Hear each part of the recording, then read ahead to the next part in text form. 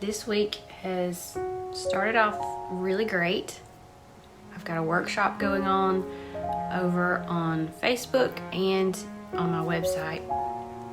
I'm trying to just clean up in here a little bit, but lots of things are happening. So it's been really busy, but it's been really good. And I usually put my YouTube videos up on Tuesdays, but yesterday was kind of crazy, so it just didn't happen. And I'm not ahead of the game. Sometimes I film things ahead of time and post them, like schedule them, but everything that's been going on with the workshop and something else that I'm going to tell you about in just a minute has kind of just taken over. So my video is late this week, but that's okay. I'm in my studio just cleaning up right now because it turned into like just a tornado area after the workshop live session yesterday. And we painted this. Let me show you. It was a really good painting session. We did this rose bouquet, and then I did a little demo with just painting roses in general, and we talked about color, and we did one with a palette knife, and then we did one with the brush and added some palette knife, and we did different color temperatures. So it was a really fun session. Today's video in the workshop is pre-recorded, so that's scheduled and going over there. And yesterday I also went to the thrift store and picked up a few things I'm going to show you. If you have a thrift store in your area, sometimes you can find stuff like this, and it's super helpful because I don't know if you know it, but big canvases are expensive. And I found two. This one, it's got just something painted on the front. It's like a very thin layer of acrylic, so it's not going to be a big deal to paint over. And then this one is an even bigger one, and this is a very good quality canvas. And it's just got some really thin acrylic on it too. And I am going to measure these, see how big they are, because I'm not even sure. And I don't know where my measuring tape went. Have you guys seen this before? This is my paint caddy, where I organize all my paint in here. I'll just show you this while I'm looking for my tape measure. So it spins around, but it has like all my reds are here, yellows are here, blues here. These are turquoise. No, that one's green gold. Okay, so these must be cool. I did this like cool and warm. These are my paints that I hardly ever use. And I've got neutrals up here. You get the idea. I don't know. Oh, there it is. I had it all so neatly wound up, I couldn't even find it.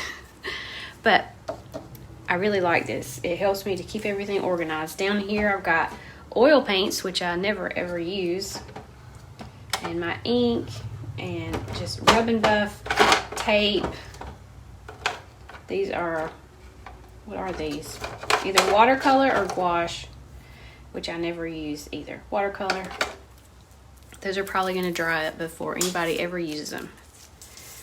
Okay, so let me move you back. You see down here. So this one is 25? No, I don't have that rolled out. 24 by 30. That is a big canvas, and this one is probably going to be, let's see,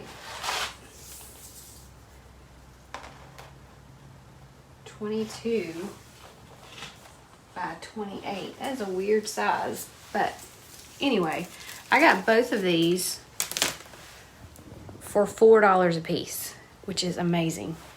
So I'm going to be painting some big things. I like to paint big sometimes, but not all the time. But it's going to give me something to do, so that's going to be great. For our video today, I want to just share with you 3 things that I wish I had known as a beginner painter. I'm self-taught, so I didn't go to art school. I don't know if that would have helped at all anyway, but 3 things that I've written down that I think will help you. Number 1 is it takes a lot of time, a lot of paintings, and you have to do the work to find your style. So finding your style is something that everybody seems, once you've been painting for a little while and you've done like beginner classes, then that seems to be the next thing that everybody is looking for. How do I find my own way of painting? How do I find my style, my voice? Honestly, it just takes lots and lots of painting. And you already have a style and a voice, but when we first begin painting, we're just mimicking what other people are doing, whether it's our teachers or people we're watching online or taking classes from or whatever. And then once we've done lots and lots of paintings, we're pulling things from our experiences and from all around us and putting that together to make our own style. And some people's styles are similar. Some people like the same kind of techniques. So when you paint something and it looks a little bit like someone else's, that doesn't mean that it's not authentically you. That just means you may like the same technique as someone else. So finding your style is something that it comes with time and with effort and with, I won't really say a lot of effort, but a lot of painting. Consistent painting is what's going to bring all of it together and help you to find your own style. Number 2, you have to have somewhat of a plan before you start painting something to get a good result in the end.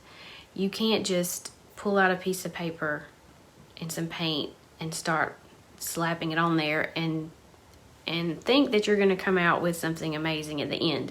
You have to have a little bit of an idea of what works well color-wise, what works well composition-wise, and things like that. So if you don't know the bare bone minimum rules, I'll call them rules loosely, then you're probably going to be frustrated all the time when you try to paint. Number 3 is that painting is so much more than just coming to an easel or a table with your paint and producing something that's beautiful that's going to hang on someone's wall or on your wall. So when you start making time for art and time for painting, you're going to realize that just the process of doing it is almost more beneficial to me. Well, it is. It's more beneficial to me to actually do the painting than the result of the painting in the end. The process of creativity is super beneficial. It is helpful to you with your mindset, your emotions, your physical and emotional well-being. It's something that will help you in more ways than just producing something that looks pretty. And I'm learning that there are some people, like I'm doing this workshop right now that I just mentioned, there's some people that have made painting and the process of painting so stressful and it's not fun anymore, and it's something that you've got to take so seriously that they've sucked the fun right out of all of it.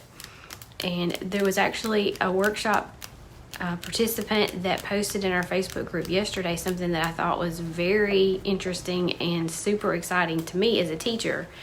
She had painted her loose roses and shared a picture of them, and it was beautiful. And she said, the last time I painted a rose, it took me 4 hours. This one just took me a few minutes, and it looks so much better than the one that took me 4 hours to paint. And that makes me very happy, because that's telling me that she is letting go of perfectionism and overthinking and the frustration that comes with spending 4 hours painting one flower. I can't imagine doing that myself. But that is what the art of letting go, my workshop, is all about. And this is why most people quit painting.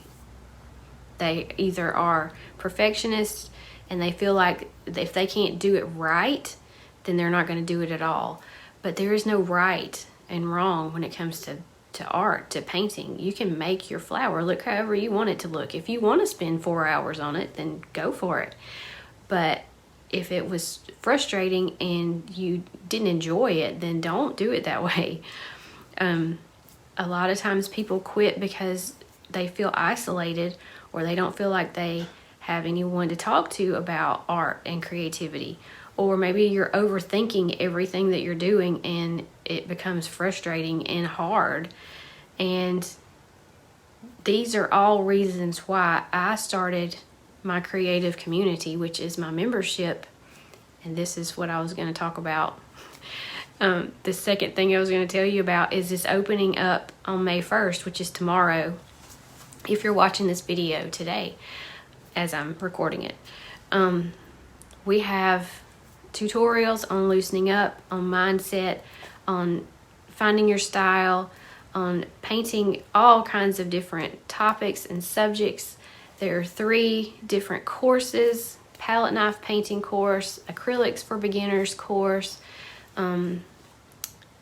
I forgot what the other course is, but it's about finding your style and things like that. And all the things that I wish someone else had put together for me as a beginner artist, I've tried to incorporate all of those things into my lessons that I share inside my creative community. So if you're interested in joining us, we are open through May the 8th.